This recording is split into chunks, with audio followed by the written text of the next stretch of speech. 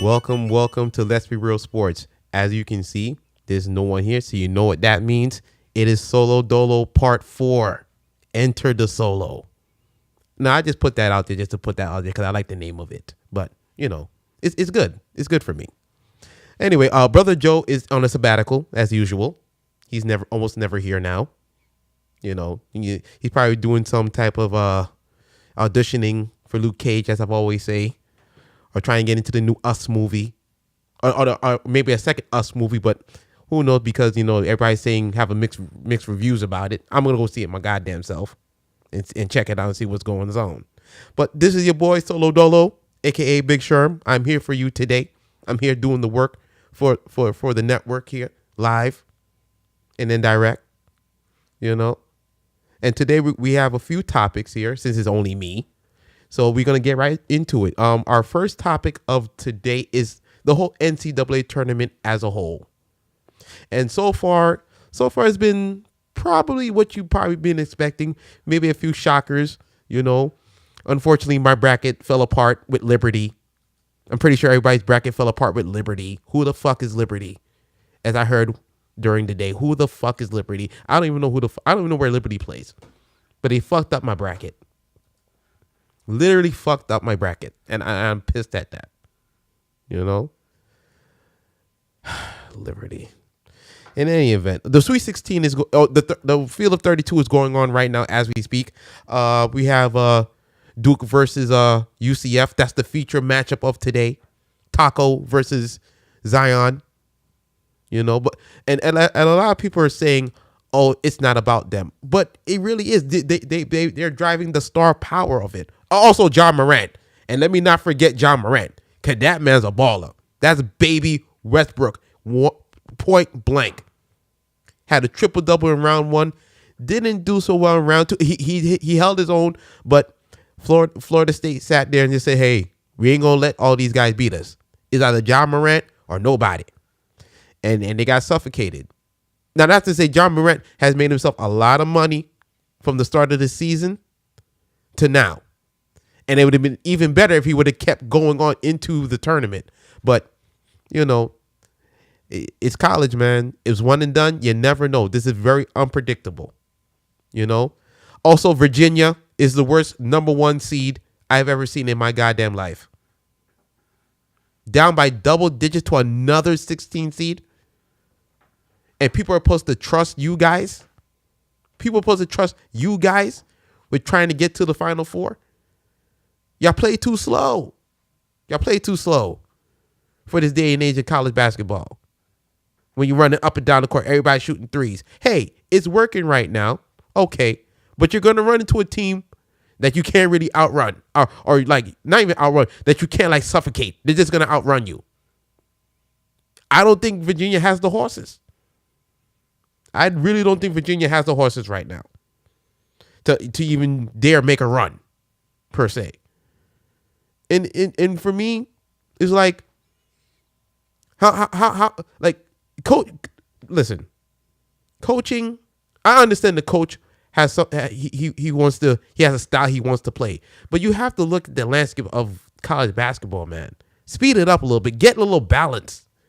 Everybody can't be Florida State. North Carolina. They can't be Duke, Kentucky, who run up and down, up and down, up and down. I know their styles, but come on, Virginia.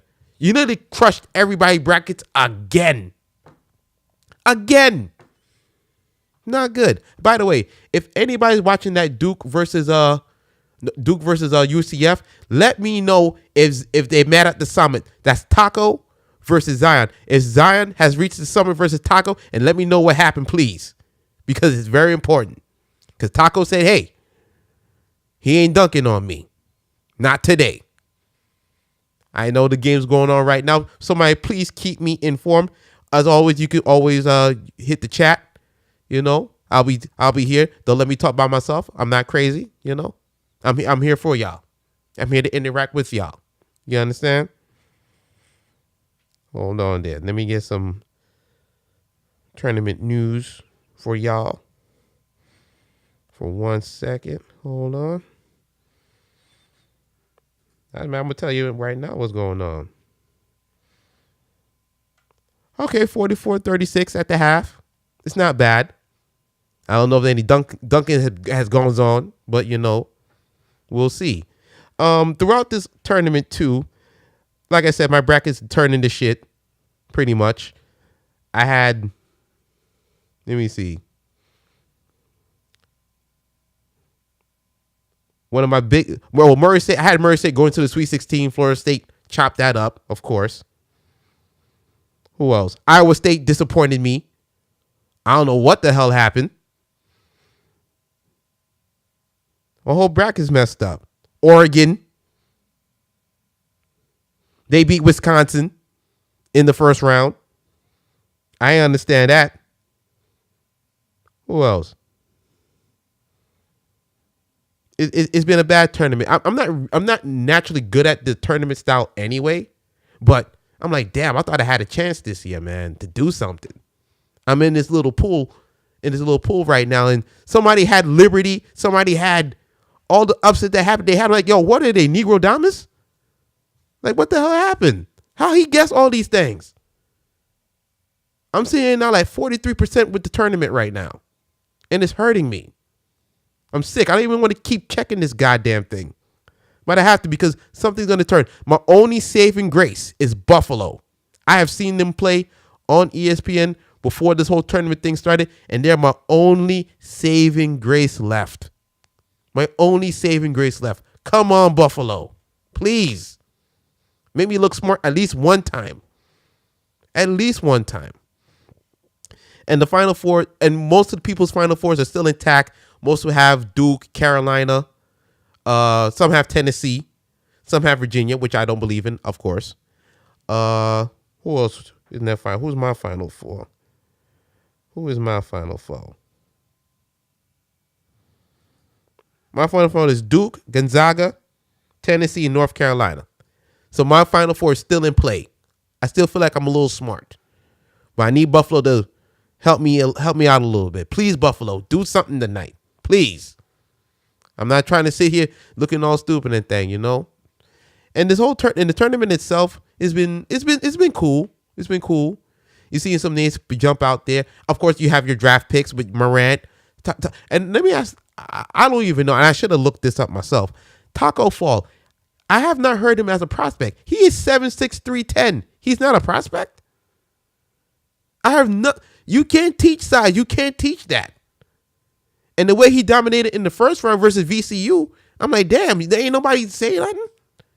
Nobody can work with him. Bubba on 7'3", and he's working out good in the NBA. I'm pretty sure they could work with Taco and get him refined and get him in the league. He could be somebody, man. Zion out there doing what he do best. He had 25 points, I think, in the first game. Did all right, doing what he normally do. Also, RJ Barrett matched him. But I'm worried about Cam Reddish because I feel like he's falling off now. I feel like he's subsiding. Like going back to the wayside. Like he's like a guy. He can play too. I think he's one of the better defenders out there in the draft right now. And even in this March Madness thing, even though he's not playing well or playing up to the standard we thought he would play, I think he can be somebody still. He can be that X factor that turns up and really makes Duke a real like almost an unstoppable team. And if they do meet Carolina for the championship, that's going to be big in of itself. Duke versus Carolina for a championship, that's like Armageddon. It's like, damn, we never thought we would see this type of thing. And to me, I'll be shocked. If it does happen, I'm taking Duke. I've seen too much of Zion not to take Duke. Even though I just watched Carolina run roughshod over Washington. I just seen them run roughshod over Washington. Like in the first half, they were keeping it a little close, but going into the game, like as the game went on, the speed was too much. Way too much for Washington to even handle. It's like really like, damn. And these guys came close to beating Duke I believe in the last game of the season, or I think that was the conference tournament. They came close. It was a conference tournament. They came close. So a fourth time go around with that, I wouldn't mind that at all. Everybody keeps talking about Tennessee. I don't know about Tennessee. I mean, I have them in my Final Four, but for them to win the national champ, I don't know, man. They have a lot of senior-laden guys out there, and that's always great to have seniors, but you got to have talent too. And I think Duke and Carolina are 1A, 1B. Gonzaga has become a staple in the NCAA tournament, and I've seen them grow from a little small school to be one of the powers in college basketball, one of the true powers. So for me, it's like Gonzaga, yeah, but nah. I would still have to go with the Blue Bloods, as far as I'm concerned. What else did I think about this tournament? I think that's about it for the tournament. I think we covered that a little bit. So with that being said, we're going to go on to our next topic now, which is one of the more shocking signings I've ever seen in my lifetime. Mike Trout. Mike goddamn Trout. Holy Christ. This guy done broke the bank. And people, if you have little kids, get them into baseball, please. I should have kept playing baseball, but that fell apart. I wasn't growing no more inches. Come on. I wasn't growing no more. That was just it. I mean, Jose Altuve is about 5'5", 5'6", playing phenomenal baseball. He's a World Series champion, AL MVP. But I'm a little shorter than Altuve, and it probably wasn't going to work.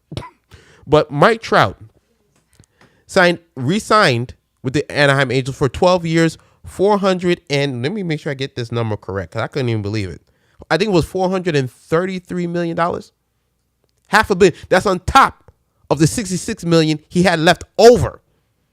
So now he's basically half a billionaire. He has a half a billionaire contract. And a lot of people saying, well, he's not worth it. But why is he not worth it? The numbers bear out. His first 8 years in the league are better than Bonds. His first 8 years. Before we found about the steroids or not steroids. Barry Bonds was a Hall of Famer before then anyway. So that didn't even matter. But he's overshadowed Bonds in that regard. He's a 2-time AL MVP. He's won the Silver Slug Award numerous amount of times. 2-time All-Star MVP. He's a 7-time All-Star. He's the face of your franchise. Now, baseball don't get a lot of pub like that. But when you doling out money like this, he's going to be the face of baseball now. Because he is the highest paid player in baseball. And Bryce Harper is a bad recruiter. You should have just kept your mouth shut. Keep your mouth shut. Let the contract run out in Anaheim. And then call Mike Trout and say, hey, man, come on down. Come to Philly. Let's make a super team. Let's do like the Warriors. But as soon as he heard that, they signed this man. And the crazy thing about it is they said they could have gave Mike Trout more. They could have gave him more. That's insane. So you mean to tell me they could have gave this man at least $500, $600 million? People, get your kids into baseball, please. Imperative. Hey, you're not going to get the bag right away. You got to do some stuff in baseball. You got to up and down the byways. Why you think Kyle Murray didn't want to do baseball no more? The quick money's in football. But if you work hard enough in baseball, you can get numbers like Mike Trout or Arenado, who just signed. I think he signed for $200 million or something of that kind. We're not baseball people, so we don't follow baseball. But I heard the numbers. I'm like, damn. What am I doing wrong? I wish I'd have grown a foot taller or something, man. I would have been good. But Mike Trout, to me, he's worth it. Now the reason why Mike Trout probably didn't take no more money because they say he believes in the farm system and they can still go out and sign people. Listen, baseball got deep pockets, man. So if the Angels are saying, hey, we could have gave you more, but now we'll give you $400 million, and they still got a good farm system, which is like second or third according to people, it's like, damn, they're really looking good. And Bryce Harper contract looks like a piece of garbage now. It looks average. And he has no trade clause. He didn't do no trade clause or nothing. He is there for 12 years, $300 something million with the Phillies. I guarantee you, Bryce Harper will be gone in 5 years. He'll be gone in 5 years. Because to me, he's average to me compared to Trout. Trout does everything. Stolen bases, home runs, hitting for average, hitting for power. Great defensive center fielder too. Like, he does everything. So to me, I believe you pay for the talent. And you don't want to lose a talent like Mike Trout at all. Because if you lose a talent like Mike Trout, it's like, damn. There's nothing else you can really do after that. After Trout, there's nothing. Now, people will say, well, where's the World Series ring? Baseball's a different animal. Everything's about offense. Look at Edgar Martinez, for instance, Hall of Famer, who finally got into the Hall of Fame. He was a great hitter for a long time for Seattle. Seattle didn't do shit. But you still had to pay Edgar. Griffey, too. You still had to pay Griffey. Now, they wasn't getting the big money like Trout and these guys are getting now, but you had to pay for these guys. So for me, Mike Trout, he's earned it. I've seen a few Mike Trout games. I'm like, wow, this guy's he can really do it. You know, he can put his team on his back, but the team is now building, and as the team builds now, they'll get better, and he'll probably end up. To me, he'll live up to that contract. I believe he can live up to that contract. Cause I think he's around 20 something now, so in 12 years he'll be 30 something, about in his mid 30s. I think he can do something. I think he do great numbers. Look what he's doing now. You mean to tell me he can't do great numbers after the contract? Now, if he starts to fall off, everybody will say, oh, look at this shit. Now he got the money. Now he falling off. I don't see that in Mike Trout. I think Mike Trout's going to be fine. I think he's going to really galvanize the team now. It's his team. And I think more importantly, like, he could basically bring baseball back. But they have to market him too. You can't be in the shadows making all that money and being that good. I know a lot of people shy away from the spotlight when they get a lot of money like that, but you have to be the face of the league, Mr. Trout. You have to be the face of the league. They need you to be, because baseball needs it. Baseball needs it, man. All right. For I was going to end it, but I have one more topic I wanted to do. And it discusses DAngelo Russell. D-Lo! AKA the snitch, but I will not call him a snitch no more. Because he's come in to Brooklyn. I see he got all the tattoos now. He got that Brooklyn attitude. I see him out there now, coming back from 20 some odd points versus Sacramento. Then dunning the Lakers. Thanosing the Lakers himself. It was a beautiful thing to watch. And watch his growth. But people say, oh, Magic was stupid for trading him. He had to trade him. Because the trust was broken. And then if they can't trust the point guard, who the hell are they going to trust? You feel me? Who are they going to trust? If they can't trust the point guard. So Magic had to let him go. Now, it may look bad on Magic now, but it had to be done. And D'Lo now has captivated a city again. New York it's not the Knicks. The Knicks is next year. That's if they can get Zion. If they can lose enough games, they can get Zion. You feel me?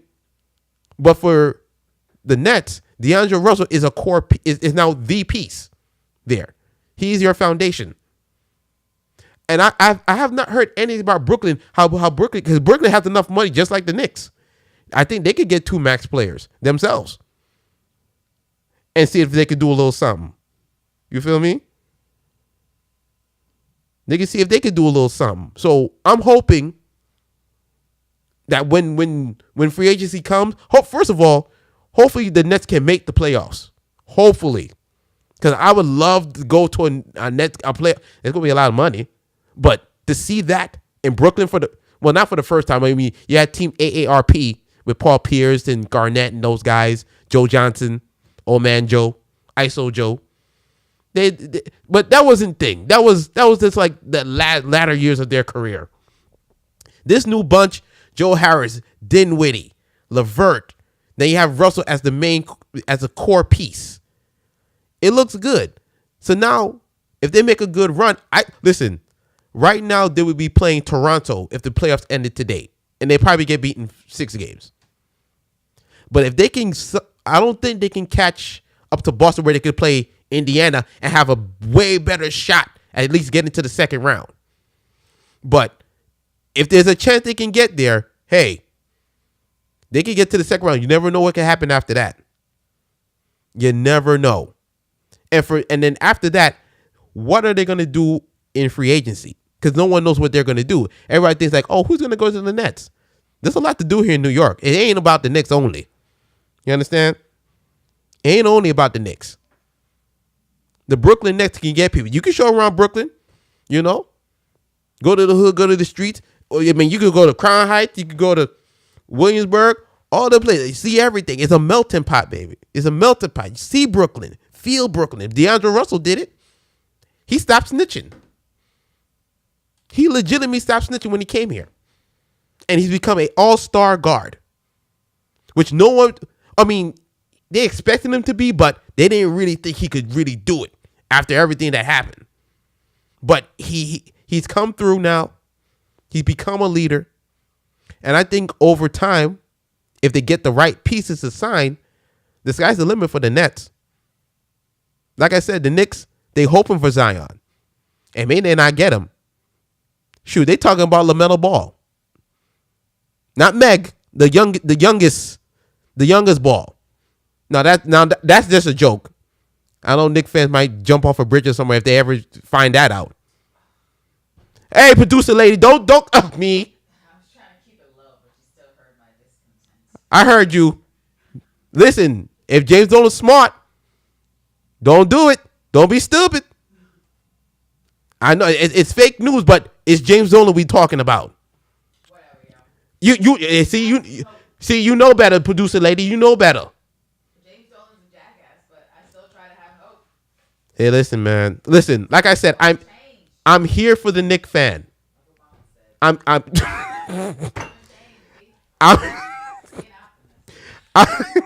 I'm here for the Knicks fan. I've tried to like cancel Knicks fans for years at work where I work at and around the globe. I try to, to like bring them in and like listen, give them some positivity. Y'all can get Zion. Y'all can get him. But you gotta lose enough games. And even with the old lottery change, even if you have the worst record in the league, you may not get him. So instead of getting Zion, hey, if you get second, there's John Morant. Producer, you don't like John Morant? Have you ever seen John Morant play?